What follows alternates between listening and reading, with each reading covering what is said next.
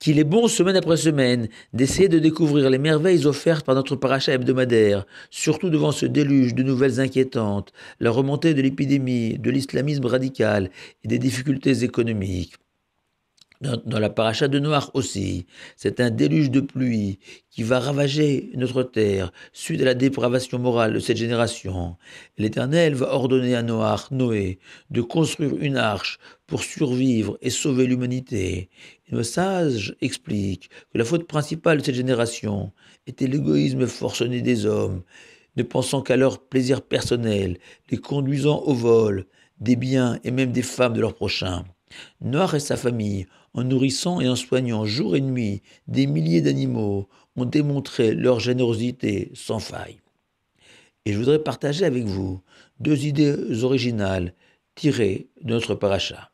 La première, le Talmud raconte que lorsque le roi David a creusé les fondations du Misbéach, de l'autel du temple de Jérusalem, il a soudain percé la terre jusqu'à ouvrir une brèche dans une réserve infinie d'eau qui a jailli et a menacé de noyer le monde entier. Et David se tourna alors vers son conseiller Ahitophel et l'interrogea. Est-il permis de jeter dans cette brèche le nom divin gravé sur un parchemin pour colmater cette énorme fuite? Et Ahitophel lui répondit, si déjà pour sauver un couple dans la détresse, ce couple où le mari suspecte son épouse d'infidélité, la Torah a autorisé d'effacer le nom de Dieu dans de l'eau, à plus forte raison qu'il est permis d'effacer le nom sacré pour épargner la terre entière.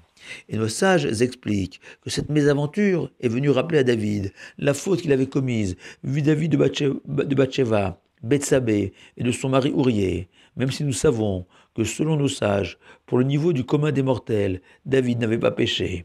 Car le monde repose sur la sainteté, comme nous le proclamons à plusieurs reprises, tous les jours, de la prière essentielle appelée Kedusha, littéralement la sainteté. Et profaner cette sainteté, c'est faire disparaître le sceau divin de la terre.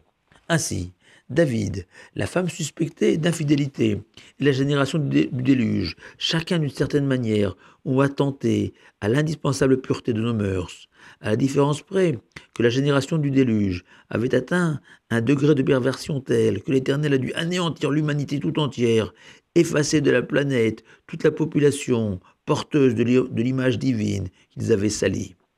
Et je voudrais partager aussi avec vous cette deuxième idée, sans lien direct avec la précédente.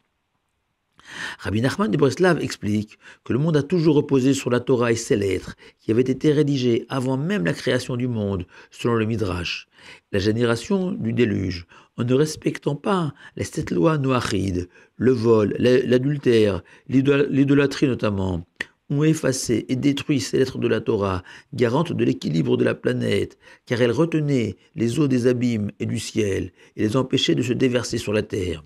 Et en jouant sur le sens du terme Teva, qui signifie à la fois une arche et à la fois un mot, Rabbi Nachman explique que l'arche renvoie au mot de la Torah, présent en permanence sur la bouche de Noach et qui lui a permis de se sauver du déluge.